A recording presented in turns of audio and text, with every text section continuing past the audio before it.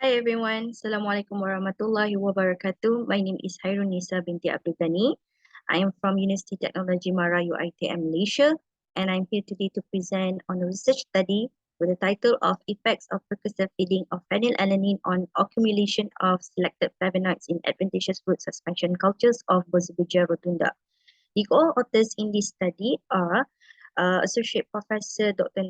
Nur Azma Yusof from UiTM and Professor Nozulani Khalid from University Malaya. So this is the presentation overview, which include introduction, materials, methods, results and discussion, conclusions, and some of the references.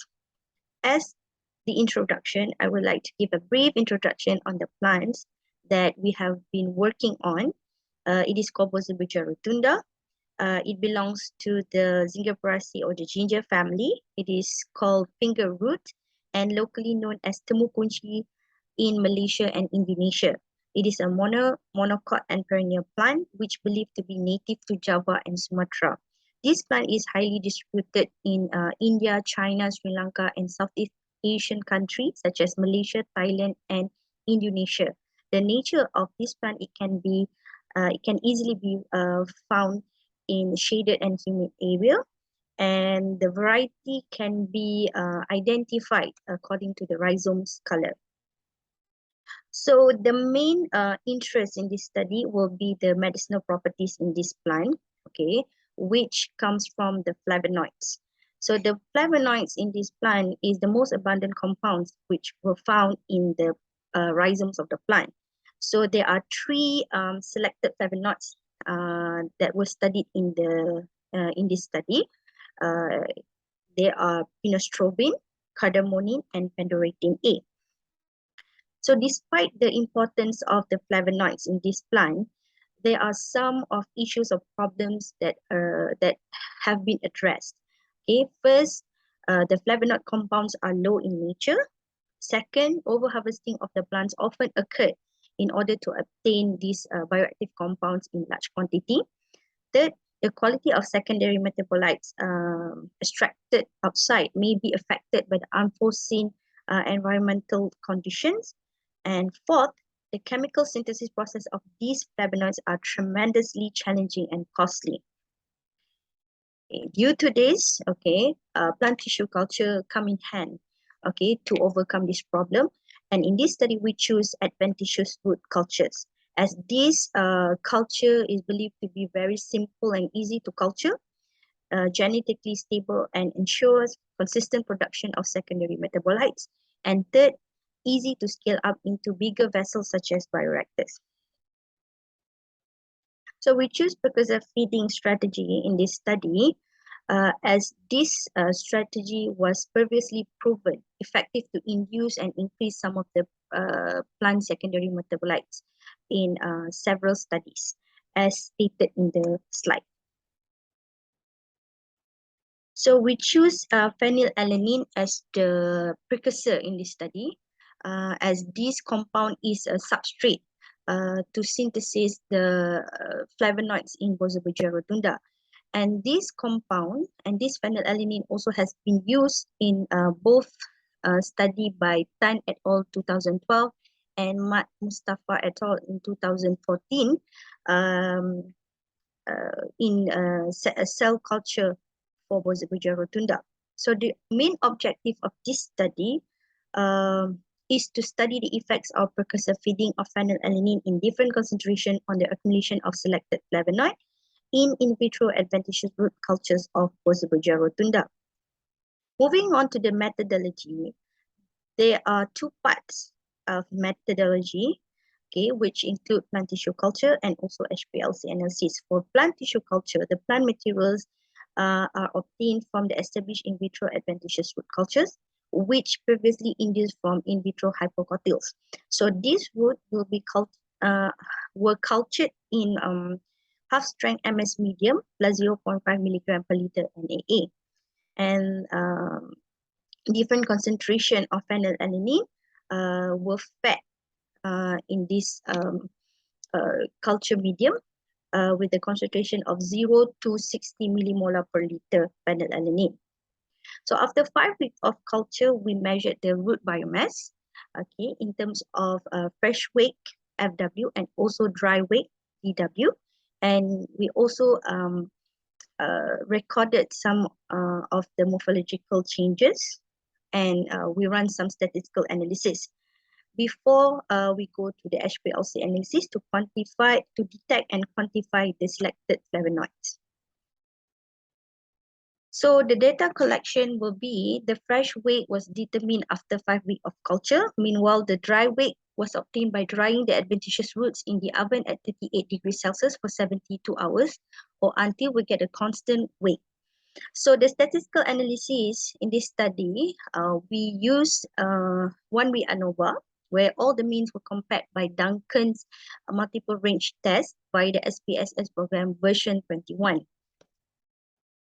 So this is the sample extraction method, which have been established by Yusuf et al. In 2030. And this is the analysis of selected flavonoids using the HPLC system. Also has been established by Yusuf et al. 2013. So the selected flavonoids of pinostrobin, cardamomine, and pendiretin A have been quantified, okay, and calculated using this formula. Moving on to the results and discussion, after 5 weeks of culture, we found that there is no significant difference in fresh weight. However, there is a significantly higher average of dry weight found in treatment 20 millimolar per liter of phenylalanine. For the accumulation of selected flavonoid, it was discovered that the ideal concentration of phenylalanine is correlated to the root biomass, which this treatment, 20 millimolar per liter of phenylalanine, produced the highest selected flavonoids and also significantly higher production of flavonoids compared to the other compared to the control samples. And the selected flavonoid was found to be 4.7 folds higher for pinostrobin, 11.1 folds higher for cardamomine, and 20 folds higher for pendiretin A. So as the discussions in this study, precursor feeding is definitely effective to increase or elevate the secondary metabolites in plant tissue culture. So this has been agreed by Tan et al. In 2012 and also Mustafa et al. 2014, which they also use phenylalanine as a precursor in the cell culture of this Boswellia rotunda species. And some of the other study also have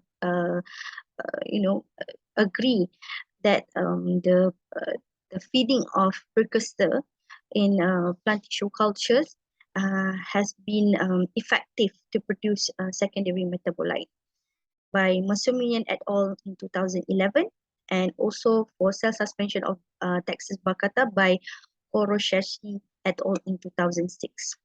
So the detection of selected flavonoids have been referred and compared with the standards of the 3 selected flavonoids, as you can see in the slides. So the selected flavonoids, pinostrobin, cardamomine, and pendiretin A were detected and quantified by matching the retention time and spectral characteristic with the known standard that had been attained and recognized earlier in figure 2 to 4. And the content of the selected flavonoids were determined based on the width area of the respective chromatogram peaks obtained from each sample. When there is any doubts aroused, the chromatograms obtained from the rhizome samples here and also the in vitro sample spiked with the 3 standard of the selected flavonoids were used as the references. As the conclusion, okay, we found that the precursor feeding strategy was effective for Boswellia rotunda species. Okay, the culture medium fed with phenylalanine in concentration range of 10 to 60 millimolar per liter did show positive effects on the accumulation of selected flavonoids in the adventitious root cultures of Boswellia rotunda. The selected flavonoids, cardamomine, pinostrobin, and pendiretin A were successfully enhanced in culture medium fed with 20 millimolar per liter of phenylalanine.